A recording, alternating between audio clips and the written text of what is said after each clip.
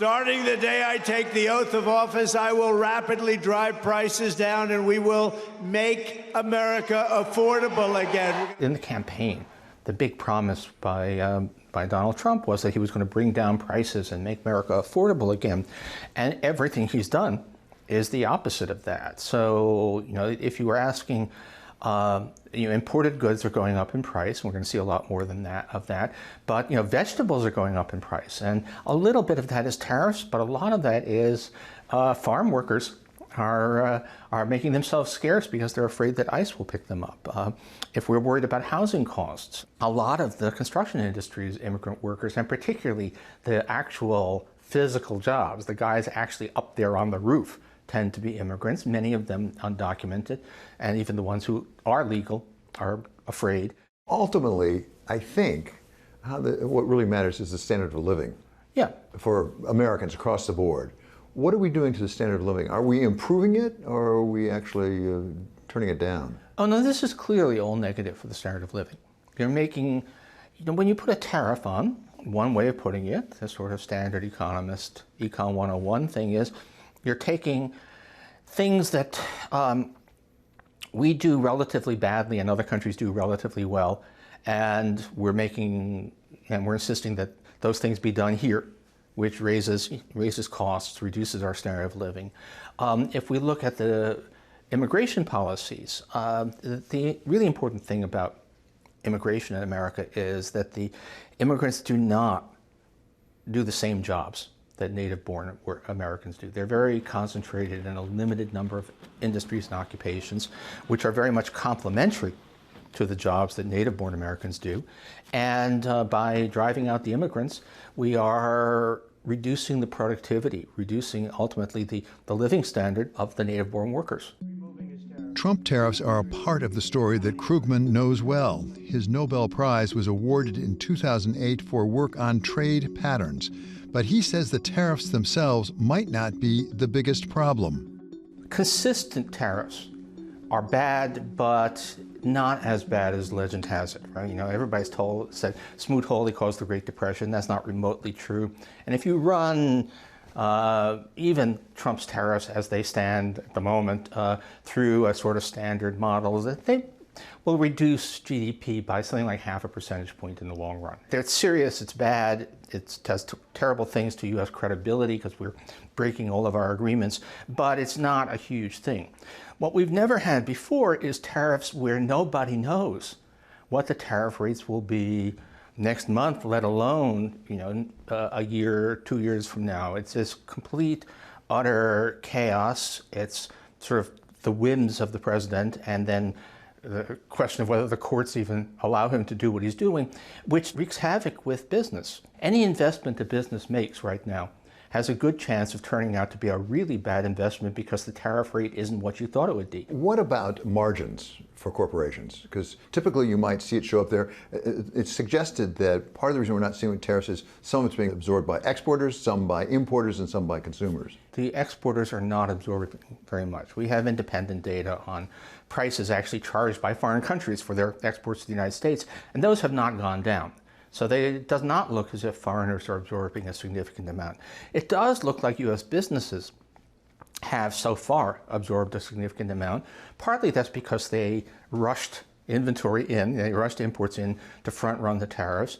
Partly because they're not sure if the tariffs are here to stay. They don't want to raise prices and alienate consumers until they have no choice. But no, it looks quite significant. And it's really important also to understand that, this is not William McKinley's world economy. This is not what Trump thinks it is. This is not a world in which you export manufactured goods and you export farm goods and that's it.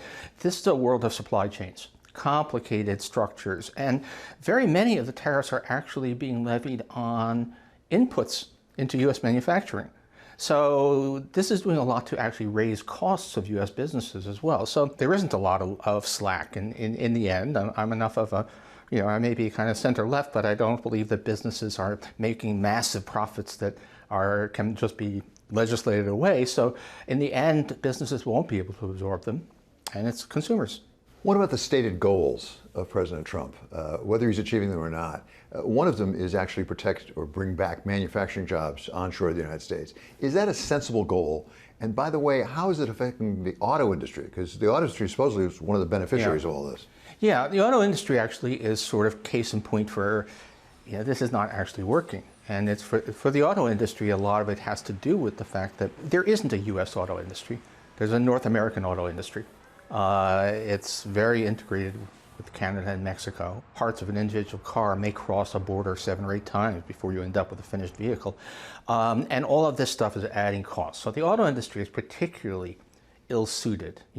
Steel and aluminum. What do you make cars out of? And we have tariffs on steel and aluminum. Could there be an ironic, unintended effect, which is actually as you put more and more pressure on the costs for manufacturers, they automate more. So it doesn't turn into jobs. It might turn into GDP. It doesn't turn into jobs. Well, just in general, even aside from the cost pressures specifically, if you ask yourself which industries might be induced to come back to the United States, it'll be industries where the labor cost disadvantage is not too large. We're not going to be bringing back apparel. There's just no way, unless you have just hundreds of % tariffs, that we're going to bring clothing manufacture back from Bangladesh to the Carolinas. What you can bring back conceivably are industries where they're very capital intensive. Robots do a lot of the work. So we may be creating more jobs for robots, but not a whole lot of jobs for U.S. workers. There is the effect, apparently, we hear from Secretary Bessent, on the deficit. That in fact we are putting a lot more money into the Treasury because of these tariffs. Is it helping us on the debt and deficit? Well, in the direct effect, look, tariffs are basically a tax. They're a sales tax that are levied on selected goods. It's a sales tax on goods that we import. And sure, if I put on a national sales tax, it would raise revenue and reduce the deficit. And, a lot of economists have said the United States really should have a value-added tax, which is basically a sales tax, and most other advanced countries do that, and we kind of could use the money. So through a backdoor route, Trump is making America a little bit more like Denmark with a sales tax paying for part of the but it's really not going to be enough money. Secretary Bessent has said it's like $300 billion. It's extremely unlikely that we'll get that much, although it's possible. If we're increasing tariff rates by around 15 points, that could get you to several $100 billion. But the idea that if you impose a tax, it raises money, that's not an exotic, that's not a policy triumph. That's just how budgets work. Are you concerned about the long-term permanent effects of what's happening right now, rather than just the ups and downs, the vicissitudes of an electoral system?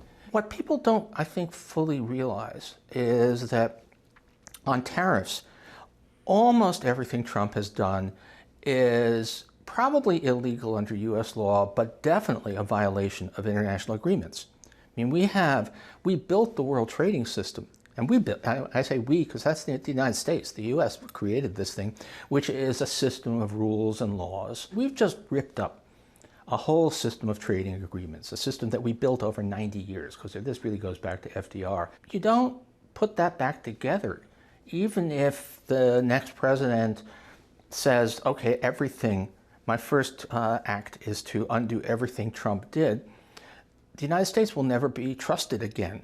We used to be a country where if we made an agreement, that was an agreement. I mean, I was in the Reagan administration working on trade things, and there would be meetings in which some proposal would be floated. And the guy from the U.S. Trade Representative's office would say that would be GATT illegal, General Agreement on Tariffs and Trade, which binds this, and end of discussion. In the Reagan administration, if it was a violation of our international agreements, we didn't do it. This administration doesn't care. They don't even try to justify violating these agreements.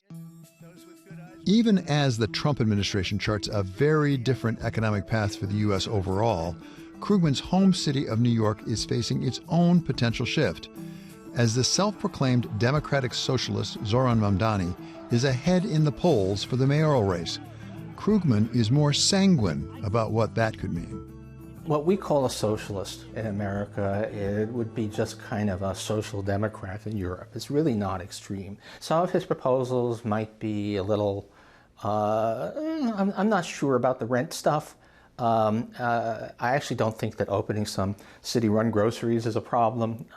In practice, he would almost surely govern pretty much just a slightly more populist version of what we have. I don't think we need to worry about radical change. But the rent stuff, as you called it, if the problem is affordability of housing in New York, really freezing rents is not traditionally the way to get more housing stock built. Yeah, but what he's talking about is not freezing all rents. He's talking about stabilizing stuff that's already rent controlled. And so it's really, it's a policy at the margin. It's probably not likely to have much effect on housing construction. And it does sound, from other things he said, that he really would try to get a lot of housing built. And that's the important thing. I'm not really worried about that. And it's, the panic over what really wouldn't be very different from the way New York City has been governed is all wrong. And it would take a lot to really ruin this city. The resilience of New York City has just been amazing over the years.